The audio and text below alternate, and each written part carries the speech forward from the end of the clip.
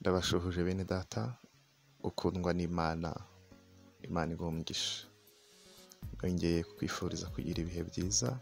Uyu ni wa mwanya tugiye kuganira mu kiganiro umurimo w'Imana tugira buri gihe, ariko tukurarikira kujya uhora ugikurikira. Turagushimiye, Imana iguha umugisha kandi ikomeze kwagure muri byose. Reka dusenge dutangire n'uyu munsi tuganira, twumva icyo Imana ivugana natwe mu ijambo ryayo.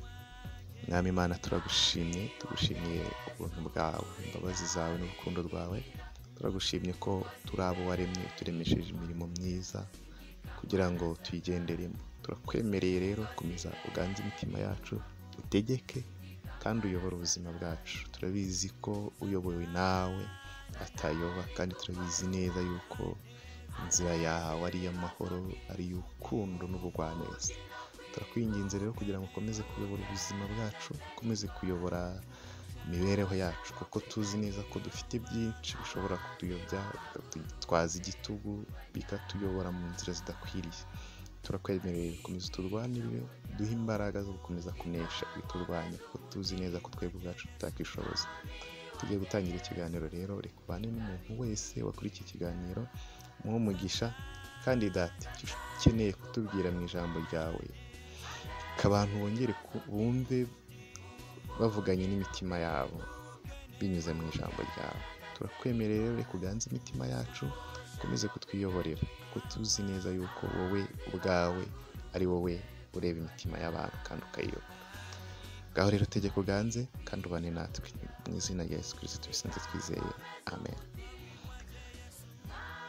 Twongeye kubashimira rero umwanya muba mwafashe mugakurikira ikiganiro. Tunezezwa no kubana namwe muri uyu mwanya mwiza w'ikiganiro.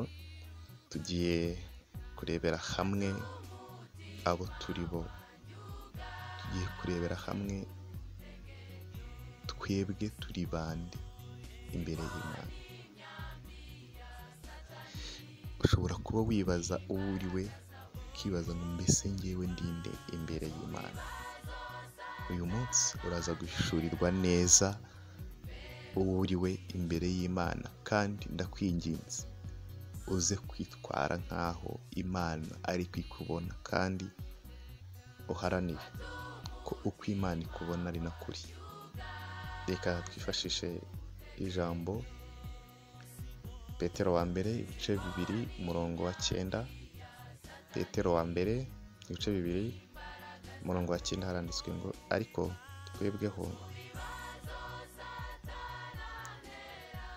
mwebweho muri ubwoko bwatoranijwe, abatambyi b'ubwami, ishyanga ryera, n'abantu b'Imana yaronse, kugira ngo yamamaze ishimwe ry'abahamagaye, ikabakura mu mwijima, ikabageza mu mucyo wayo w'itangaza. Ariko mwebweho muri ubwoko bwatoranijwe, abatambyi b'ubwami, ishyanga ryera, n'abantu Imana yaronse, kugira ngo mwamamaze ishimwe ry'abahamagaye, ikabakura mu mwijima, ikabageza mu mucyo wayo w'itangaza. Uyu munsi nizere ko usobanukiwe ko uri umutambyi, kandi uri uw'Imana yatoranyije, kandi ikagukura mu magana menshi. Iki nicyo gifite agaciro.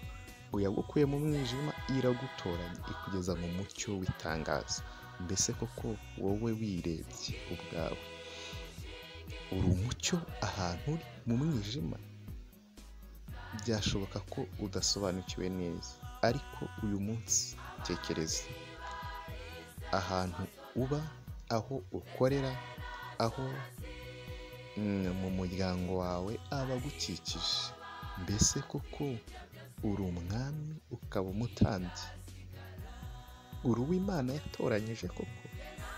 Uyu munsi uri umuntu ukomeye imbere y'Imana, ntabasha kubonera igisobanuro, kuko nta muntu muhwanye nawe mu maso y'Imana.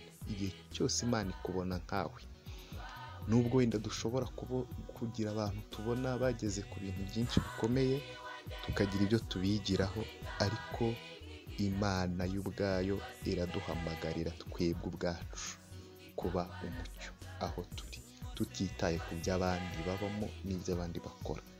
Byashoboka ko ari we Imana yatumye aho ngaho kugira ngo ubamurikire bave mu mwijima bakurikira umucyo. Biratangaje cyane ko rero umucyo iyo ugeze mu mwijima nawe umwijima ahubwo uhindura wa mwijima, kandi ubundi umucyo wagakwiye kumurika ahantu hari umwijima hakaboneka umucyo. Uyu munsi rero iga kubana n'Imana kandi wige kuba umucyo aho uri. Wibuke ko uri umutambyi, ukaba umwami, ukaba uwo Imana yatoranyije. Ahantu uri hose ujye wibuka, ubizirikane, ubitekereze. Nurangiza mbere yo kugira icyo ukora wibuke ko uri umucyo.